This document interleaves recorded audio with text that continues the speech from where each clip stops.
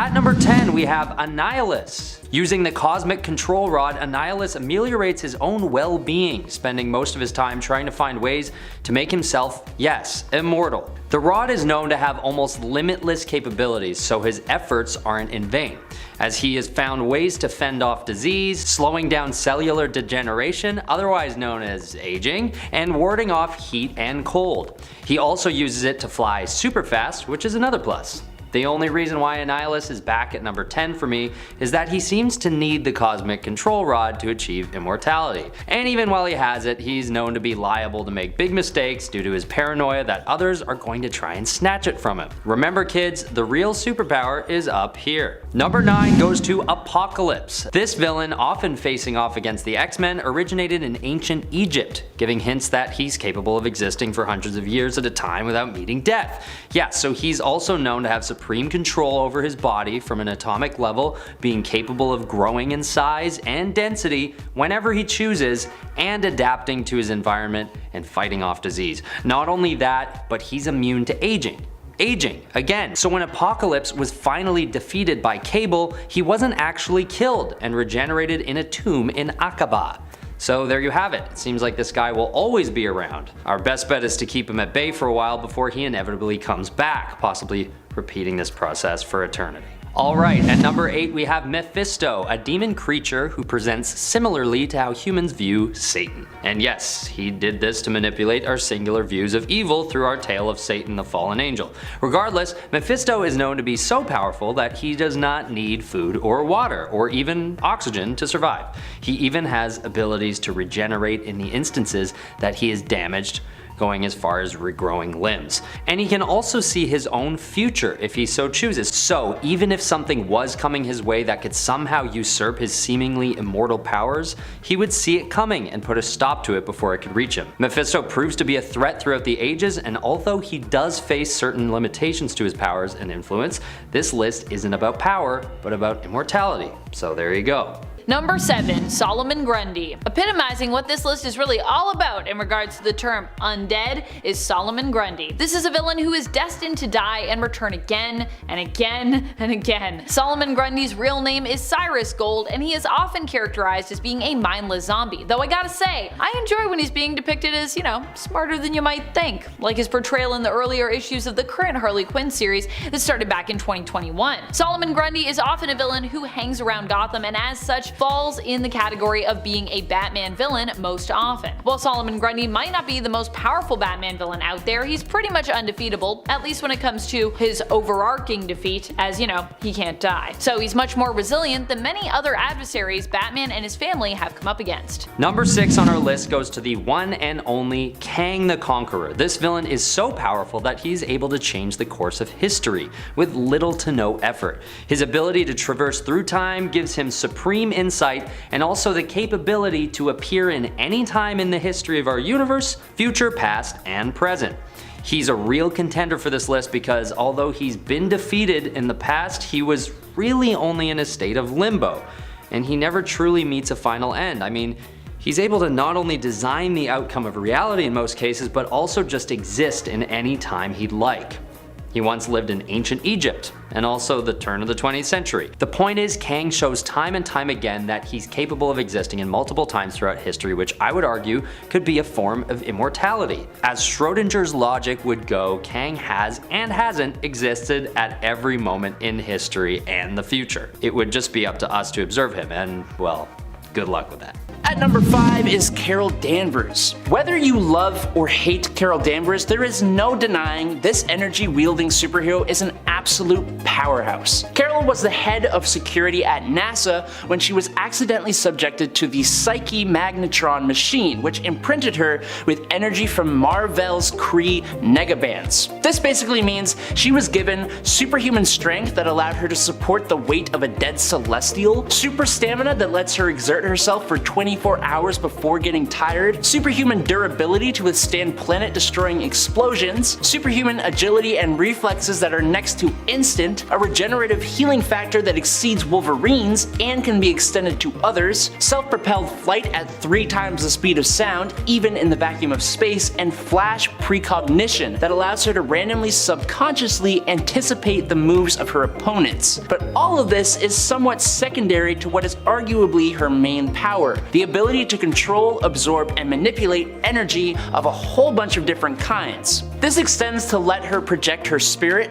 manipulate molecules, and transmute matter. She can create energy constructs and even boost up her already OP abilities. Okay, at number 4, we're looking at Searcher, the 1,000-foot tall fire giant who can move stuff with his mind. Searcher was the sworn enemy of Odin and Thor and eventually destroys Asgard. At a few points, Searcher is imprisoned and banished, but never completely destroyed. Even after one of these instances where Searcher was transported to the Sea of Eternal Light and frozen for all time, he still re-emerges after a Norwegian guy named Sven finds a medallion with connections to Searcher, and subsequently turns into him. Thank you so much, Sven. And once again, when he's finally defeated by the Asgardians, he isn't really, since he just finds himself resurrected in a realm called Muspelheim. There's one instance where he's then beheaded by the Twilight Sword, another where he's basically destroyed by Odin who steals the Eternal Flame from him, but based on his track record, I'm not buying that any of these instances are the last of him. Number 3. Deceased Darkseid. Darkseid is one of the most fearsome villains over at DC Comics, so oh boy, wait till you see what he's like when he becomes undead. Just like in the main continuity, Darkseid in the Deceased universe also remains obsessed with the anti-life equation. He is also still a new god and the ruler of Apocalypse. At one point he attacks Earth, seemingly attempting to conquer it, but in reality he had an ulterior motive. His goal was actually to take Cyborg and implant him with a version of the equation that would use his body to spread the virus digitally to the rest of the world. Even though this part of his plan succeeded, his attempt to spread the virus backfired somewhat, with Darkseid himself becoming infected. Ugh. Driven mad once he became a member of the Anti-Living, Darkseid dove deep into the inferno at the center of Apocalypse, causing it to explode. This was believed to have killed him, but it was later revealed that he'd been alive the whole time, trapped inside the frozen planet. Once the frozen ball that was once Apocalypse was smashed, or cracked really, that allowed Darkseid to break free, and allowed him to continue his reign of terror. Number 2, we've got the insatiable Galactus. This bad guy is hardly a villain anymore and more like a floating entity that feeds on the energy of life forms. Interdimensional and one of the oldest known beings to ever exist, Galactus always finds a way to bring evil to the cosmos. Even in his apparent death, he was replaced by Abraxas, who basically took over in his absence. As much as Galactus is able to endure, and despite his nearly infinite age, there are instances where he's weakened and put into submissive positions by other forces in the cosmos. The closest he comes to truly dying is when Thor and Galactus' attempted assault on the Black Winter goes horribly wrong and Thor turns on him, leaving him on the brink of death. A little too late, I'd say, considering you just let him consume 5 planets, Thor, but also good on you for killing Galactus sooner or later. But does Galactus ever die? Not really. Let's just hope that Abraxas doesn't come back again while he's gone. We don't want that. That guy's no good either. At number 1, we have the Goblin entity. This being was created at the point of the Big Bang, so one of the oldest on our list for sure. That said, the power of this villain has sustained over billions of years, and just like Galactus, it is driven by its insatiable hunger for energy. It's basically a giant, dark entity that moves through the cosmos, ingesting everything in its way. It is confirmed that the Goblin entity cannot die, and if it were to be killed, similarly to everyone else on this list, it would find a way to regenerate. It seems what we're dealing with in this top 10 is a group of villains that just won't stop, no matter how hard you try to defeat them. But perhaps by exploring the villains with potential immortality, we're also exploring the deepest depths of true metaphorical evil found in the DC and Marvel universes, in that in the real world as well, evil does always find its way back into the world, and all that can be done about it is temporary. Although those moments are sweet, where good wins, it's not long before we have to prepare for evil to return and rear its ugly head again. Number 10. Earth Z Thanos. Earth Z Thanos is a version of the villainous character that was infected by the zombie virus that turned everyone else on Earth 2149 into zombies. Thanos included, of course. Thanos initially is a formidable foe, despite not yet acquiring the Infinity Gauntlet in this reality and piecing it together. Still, Thanos was already in this universe attempting to invade Earth before becoming a zombie. He ends up meeting with the zombie Galacti, who possess the powers of Galactus, shared among them, having the power cosmic. When this version of Thanos accuses the Hulk of eating more than his counterparts, Hulk squashes Thanos' head, ending his undead life. In removing Thanos from the equation, Hulk then claims he now can reasonably eat for the two of them without issue, since Thanos' share will of course be going untouched. And friends, before we move on to our next spot here, if you love what we do here at the channel, why not show us you love us by hitting that subscribe button? It really does help us out 100%. Number 9. Gotham. Remember Gotham and Gotham Girl? I do. They were the siblings that were saved by Batman when they were young and were as such inspired to also become heroes. They ended up getting superpowers and everything, but then Henry Jr., known as the hero Gotham, ended up losing control and being driven into an unstoppable rage. In the end, he had to be taken out by his sister Claire, but also strangely, this wasn't the end for Gotham. No, no, no, no, no. Instead, multiple people would attempt to revive him over the years, eventually turning him into a zombie who at one point thought he was Bane. That was the thing that happened. We thought he was Bane too, until we learned otherwise. Gotham as a hero and as a villain had insane powers, but they came at a high cost,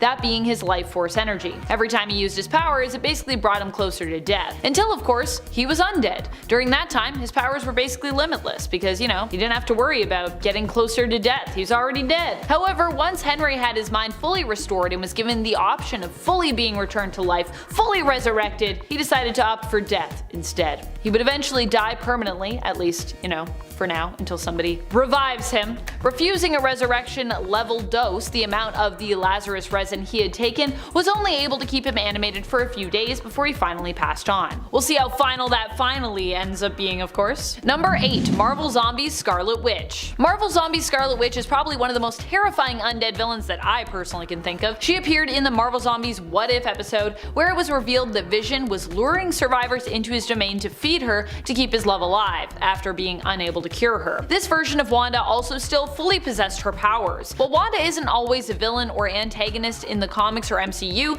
she definitely was in this episode. She was powerful enough to take on the Hulk, and later still powerful enough for a corrupted Doctor Strange to think she might stand a chance against Ultron, or at least serve as a distraction for as long as she was alive. Sadly, of course, Ultron was powerful enough to defeat Wanda. He solved this problem by completely destroying the world that they were fighting on, although I have heard she's gonna make a return in the Marvel Zombies show, so not dead yet. Potentially. And at number 7 is Wolverine. Of course, an overly aggressive and angry Canadian will make this list. An angry Canadian is already such a rare occurrence that they have to be pretty strong, and Wolverine definitely is. Most people are well aware of Wolverine's abilities thanks to Hugh Jackman, but I am honor bound to explain them anyways. There are two things that make Wolverine practically unstoppable. The first would be his adamantium laced skeleton, and by extension, his claws. While not a natural occurrence, Wolverine was subjected to the Weapon X program, and for him, he was given the adamantium which bonded to his skeleton, infusing it with his bones, which makes them virtually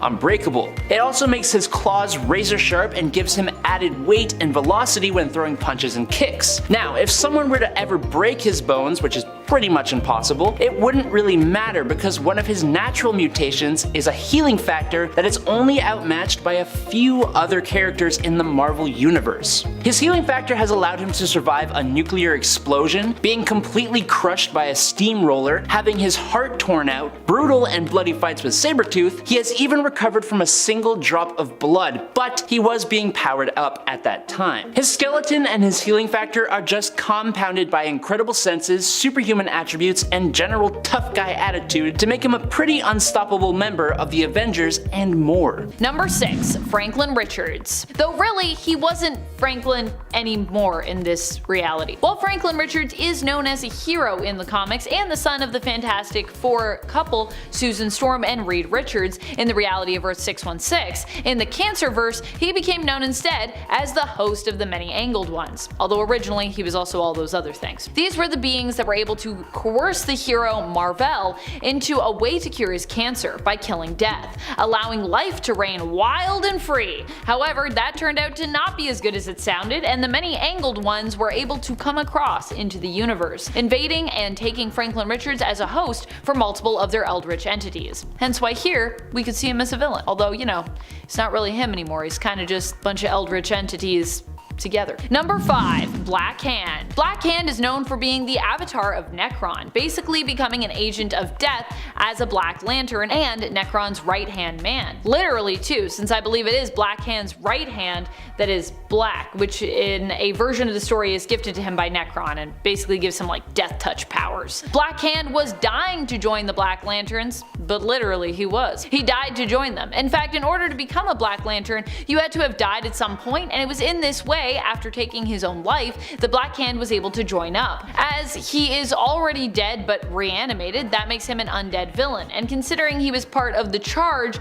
with the other Black Lanterns being the main person to lead that charge, you know, aside from NEKRON, I think we can consider him to be in general fairly unstoppable. I mean, he did get stopped, but it took a lot to stop him, so you know. Number 4. GORR the God Butcher. GORR is an interesting one. While in Love and Thunder he was defeated and lay dying by the end of this film, and in the comic he is defeated and killed kinda as well, when we look forward into what's considered to be, well, I think now an alternate future, it's revealed that he actually can't really be killed. At least not in the way you think. This is because of the bond that GORR made with the symbiote known as the All-Black, both a Necro Sword and the very first symbiote to ever have existed, created by the god of symbiotes himself, the former King in Black, Null. Years into the future, it is revealed that GORR managed to survive thanks to the All-Black, and he does end up returning. In the end, King Thor is required to basically strip GORR of the symbiote in order to defeat him. This is also no easy feat, as the level at which GORR and the All-Black are entwined is pretty deep at that point. Similar to how connected Cletus Cassidy and Carnage are, like we're talking on like molecular levels. And at number 3 is the Scarlet Witch. As a natural conduit of one of the most powerful forms of dark magic, chaos magic, the Scarlet Witch, Wanda Maximoff, is one of the most terrifyingly powerful beings in Marvel Comics. Using her chaos magic, Wanda has the very powerful ability to alter reality, which she has used to create her own children, bring the Avengers to their knees and even completely end a few of them, and even rewrite all of reality to make mutants the dominant species for a while before wiping a ton of them out. When she was born, Wanda had a natural affinity for magic. Now this was boosted up by the gift or curse of chaos magic given to her by Chthon, the old god of chaos, which was then boosted up again by the experiments of the High Evolutionary at Wundagore Mountain, which gave her an even deeper connection to magic. She can channel energy from other dimensions and from entities like Chthon, Sidorak, and Morgan, and is considered to be the nexus being of the universe. Most magic users could make this list, but few of them can do what the Scarlet Witch can do. Number 2. Marvel Zombies Thanos. Marvel Zombies Thanos comes from the Marvel Cinematic Multiverse. He is hinted as being a major antagonist for our survivors in the animated spin-off series Marvel Zombies. He is hinted at being a major antagonist for our survivors in the animated Marvel Zombies universe, which we briefly only saw a glimpse into during What If. Marvel Zombies is said to be a spin-off show which will continue this story. In this reality, Thanos has already acquired almost all of the Infinity Stones, almost fully forming the Infinity Gauntlet. He currently happens to be in the Golden City in Wakanda, which is kinda where our surviving heroes are reportedly heading, at least as far as we know right now. I imagine this version of Thanos will be even more fearsome than his comic book zombie counterpart. Number 1. NEKRON. NEKRON is probably one of the most famous undead villains in the DC universe. This is because of his tie to the Blackest Night event, an event that not only threatened all life on Earth, but all life in the cosmos as well. It was revealed by the end of the event that NEKRON's goal was to rule over the universe by destroying the White Lantern entity. Doing so, it turns out, would allow NEKRON to destroy all life in the universe. Now fortunately, Nekron's plan is foiled and his ties to the physical world end up being severed, but the challenging thing about Nekron is that you can never really kill him permanently since he isn't alive to begin with. Nekron himself, when seemingly killed or defeated, will simply return to the land of the unliving. There he can bide his time and plan until he is ready to return again, which is likely what he's doing right now. Coming in at number 10 is Captain America. No, Captain America is not near the top of the power hierarchy of Avenger heroes. Not by a long shot. But it's not his power that makes him unstoppable. It's his willpower. Captain America just never gives up or backs down when he believes in what he is fighting for. This is one of the big reasons that Steve Rogers has been the leading man of the Avengers. That and his genius tactical mind and his leadership skills. Almost all the Marvel heroes and even some of the Marvel villains will shut up and listen when Captain America speaks, even when those heroes and villains are leagues and bounds above Steve in terms of their power. In addition to all that, Captain America is one of the longest lasting and most popular of the Marvel heroes, and that fact also lends him some points in the unstoppability factor on the publishing side of Marvel heroes. But on top of all of that, Captain America is one hell of a fighter and is incredibly tough with his super soldier serum, bringing him to the very tippy top of the human conditioning and making him a physically perfect human, which has allowed him to withstand some pretty brutal attacks, being frozen in ice for decades, and has virtually stopped his aging. And at number 9 is Spider-Man. Just like Captain America, Spider-Man has the absolute god level of power known as popularity. He is essentially the face of Marvel Comics, and almost everyone who just knows of comic books knows of Spider-Man. Sure, Spider-Man has been defeated and even lost his life, like how he is technically currently not alive, but he always comes back, and there is a very low possibility that he will ever be brought down for good. Plus, now we have Miles Morales as well, who is going to share this spot on the list, even if he's got a few abilities that Peter doesn't have. Spider-Man has got more than popularity though. He is also very inspiring, actually really strong, and incredibly intelligent.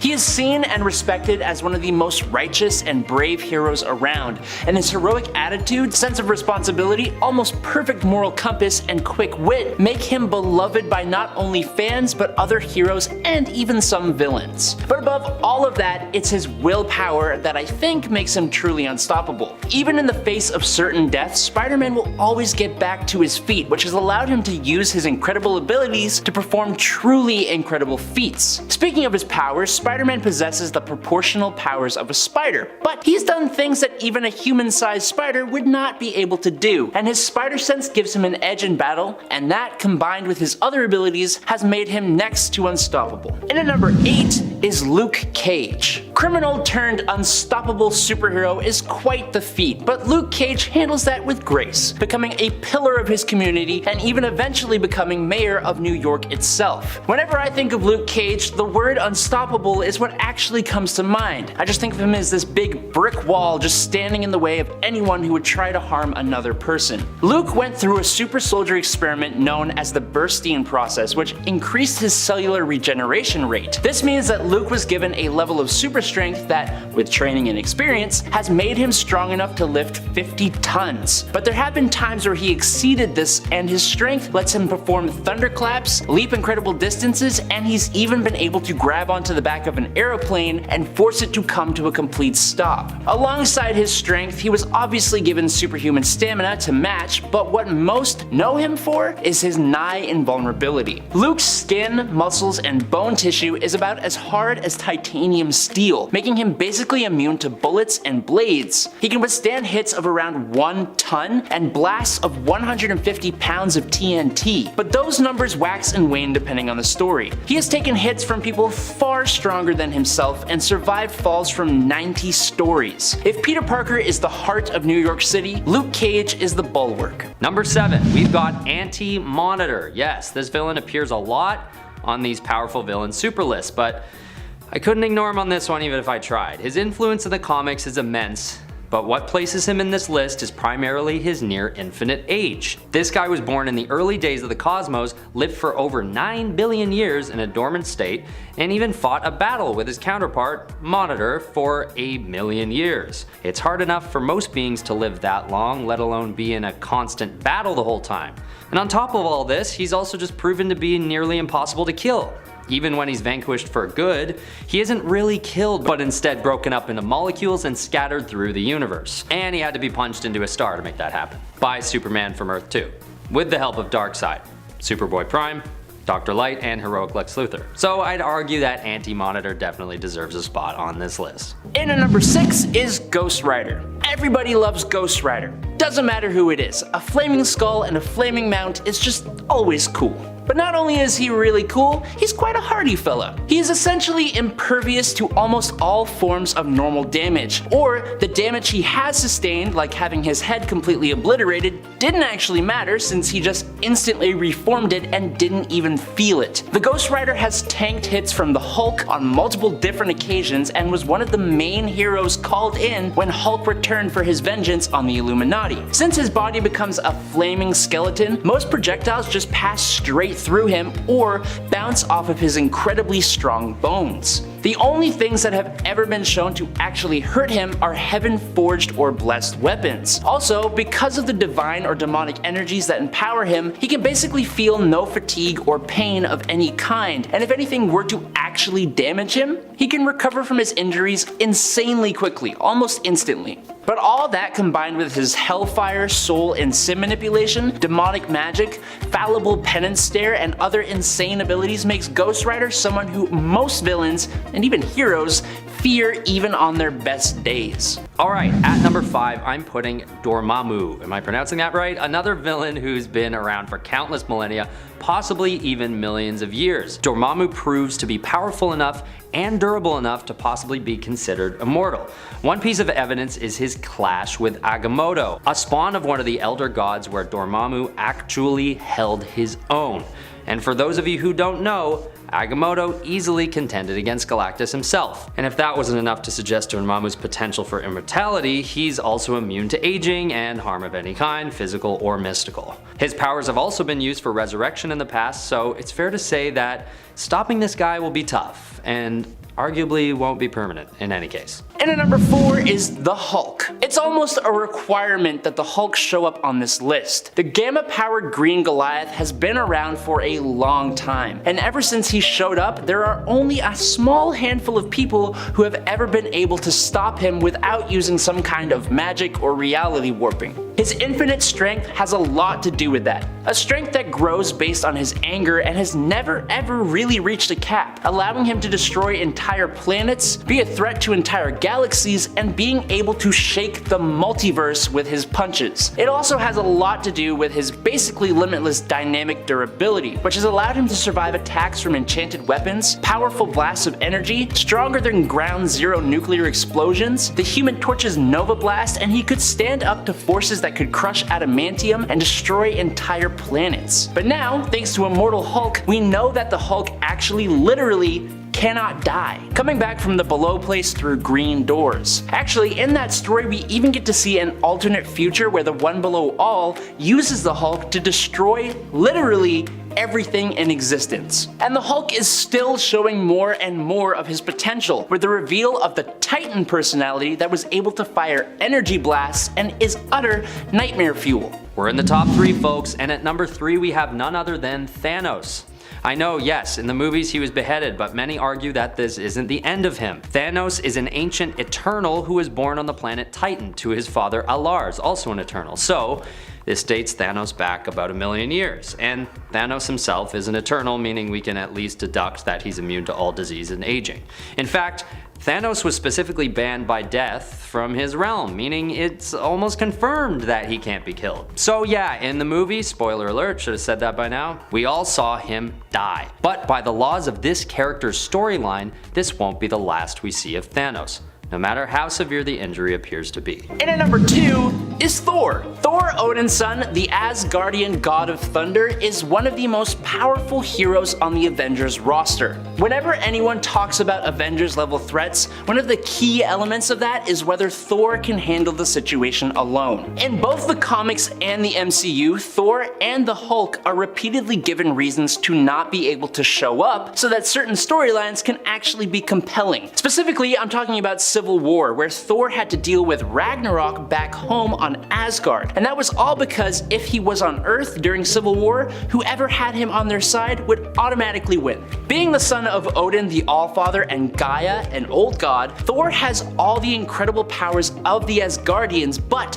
boosted to a whole other level thanks to his mom. As the god of strength as well as thunder, he is one of the strongest Marvel characters, being able to either defeat or stalemate astronomically strong beings like the Midgard Serpent, the Hulk, the Silver Surfer, Gladiator, and Hercules. His stamina lets him basically fight forever, and he's next to completely invulnerable. Not to mention his weather and energy manipulation and the use of his hammer. Even when he isn't in the possession of his hammer though, and is just Thor Odin's son, he is still a force to be reckoned with, and, especially recently, he keeps getting more and more power boosts, like when he was Rune King Thor, or now that he's Allfather Thor, which gives him the Thor Force, and he's gone even beyond that when he became the Herald of Galactus. There's a lot more to Thor, but I think I've said enough. And finally, in at number 1 is the Sentry. With the power of 1,000,000 exploding suns, Robert Reynolds, the Sentry, is not just another Marvel version of Superman. In my opinion, he is even cooler than Superman, and you can get at me in the comments for that. The Golden Sentry Serum gave Robert Reynolds more than just the highest level of strength in the universe, the ability to move and fly faster than the speed of light or just straight up teleport, and near invulnerability.